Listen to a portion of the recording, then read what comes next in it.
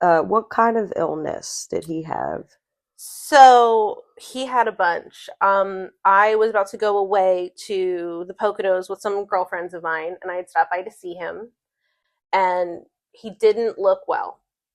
He really didn't look well. And I had gone into his room, and I could tell that he hadn't really been able to make it out of his room in some time. Um, there were pee jars everywhere, man, just everywhere. So the fact that he had made it to the chair, and I looked at his leg, there was an issue with his leg, and I couldn't take him, so I called the troops. And my dad didn't listen to anybody but me, probably because I was equally as stubborn. And I was like, "You're gonna take this man while I go away, and we're gonna talk when I get back." And they took him in, and he was having issues with his liver. He had a heart arrhythmia, and he had an issue with his brain that he was just like leaving unchecked. And really, it was his long term drinking. And then overnight, he had a heart attack, went into cardiac arrest. And I thought that it was interesting because his best friend, Jeff Mogul, also passed away that same night, just a Wow. little bit before. He had been in a coma. And I really think that Jeff came to him and was like, "Hey, John, it's okay. Come with me." Wow. My dad wasn't going to find rest in this life. Not with all, not with the kids he had. We were just going to keep being trouble. So while it's sad, I know he's over there resting. And I know he finally gets to be at peace with the God that Yeah, he you loves. two got to like connect and form a relationship, and like now you do have positive memories with him, and that's really great. It sucks that it was cut so short. Yeah, I think that he kind of avoided bonding with us a little bit because when he was 23, his dad died suddenly of a heart attack. Yeah, and pressure to keep their family business running fell onto him. The secretary stole a whole bunch of money, ran out in the night, and ended up being defunct. Oh He was my. only 23, and they put all that on his shoulders. How old was your dad when he passed? We had just celebrated his 62nd birthday. Okay, so he was still kind of young. Mm-hmm. Yeah. So what do you think your father's passing has done for you? Boy, there's a lot of self-reflecting around that. My dad's family actually tried to fight me at his funeral, and that's when I kind of had to acknowledge my rage issues. My dad has a mysterious medal for hand-to-hand combat for his time in Kuwait that he wouldn't tell me about. And he said that his job was to protect the fort. And if he said you didn't get into the fort, you didn't get into the fort. And for as legendary as his kindness was, so was his rage. And that was the thing that I had to confront in myself, is that I felt like that was how I was my father's daughter, was in this overwhelming power and rage. But that wasn't how I wanted to be my father's daughter. I wanted to be my father's daughter in the way that, I have all these certifications. He was always sending me to school to learn something new, whether it was speed reading or financial literacy or real estate. That was how I wanted to learn to be my father's daughter. And his kindness of, while we were doing roofing construction when I was young, he would pick up people that had just gotten out of jail or were struggling to find jobs. And, the big thing was we'd pick you up, we'd feed you, we'd drop you off, we'll teach you a skill. You just have to be willing to do the work for the day. That's the way Wow, that I wanted to be my father's daughter, that's was huge. to see people in need and not turn them away, to give them something to work with as long as they wanted to try. Hell yeah, that's that Big Deb energy right Mm-hmm. there. So yeah, that was the thing, was questioning myself, like, how did I want to be my father's daughter? Wow, I love that. This girl that you went to Japan with, who said she was like an expert in Japan and was Mm. not. How did all that go? Like, clearly she was not truthful in the beginning. So, like, how did the rest of We that had a pan out? conversation well before we left, that she wanted to play the field in Japan. I said, that's fantastic. Just break up with your boyfriend first, which she did not.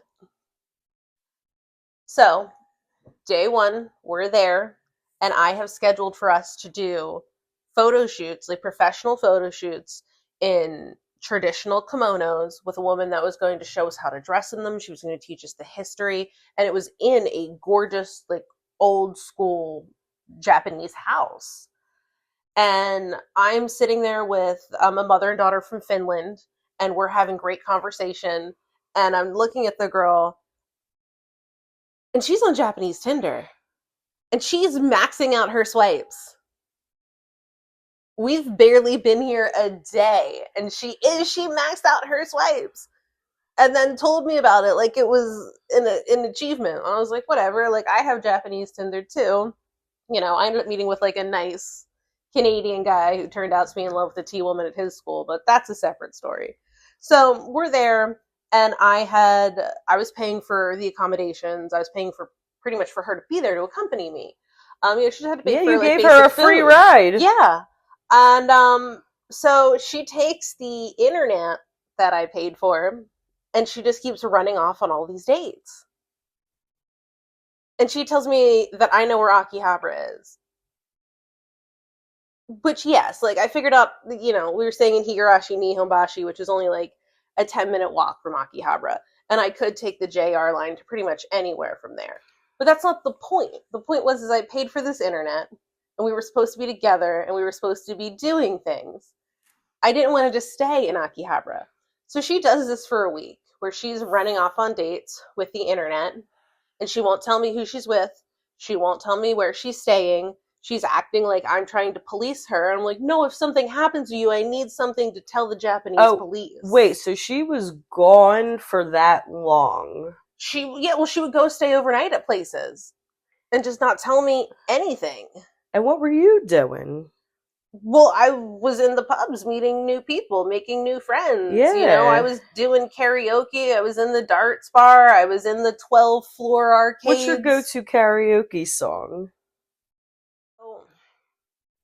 Well, now, because of my experience in Japan, it's the song by Seal, that, like, Kiss on a Rose. Because we didn't know how to make it work, and this English guy I went with, Tom, he just put it in like 6 times. How's it go? Kissed by a rose on the trail. But yeah, no, I don't. My rules is if you're good at singing, you start a band. And if you're bad at singing, you go to karaoke. So, there's that one. And John Legend's All of Me Loves All of You. No, that's not even the tempo. All of me loves all of you. Give me your curves and edges, all your perfect imperfections. Give you all of me. Mm-hmm. Can you give me all of you? So I let her kind of do her thing, and at some point in time I was a little bit fed up because she would get in late and then she'd want to sleep in late, and then I was up early. I wanted to get out and about and do things. So eventually I just kind of did. In the pictures that I took, she's not in them.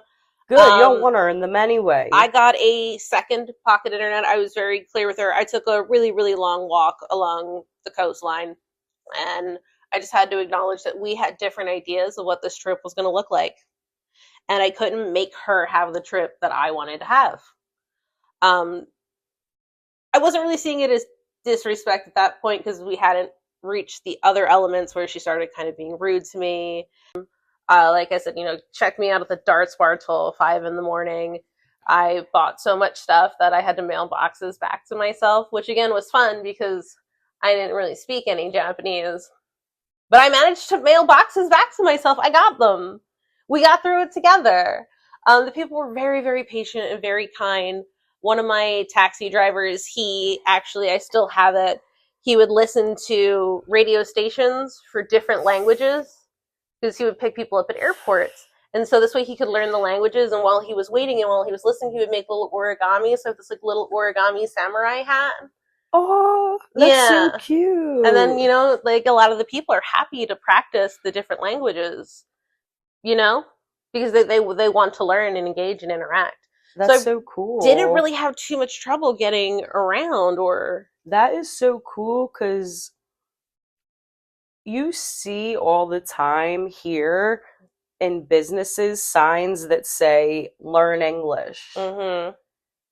And then to hear that in other countries, people are actually going out of their way, out of the kindness of their heart, to learn other languages, to make the experience better for visitors and also to connect with people. That's like beautiful. And then you come here and there's just signs everywhere like learn English. That's so off-putting, almost Yeah. embarrassing for us. I mean, honestly, yeah, they were so welcoming and so accepting that it did kind of catch me off guard.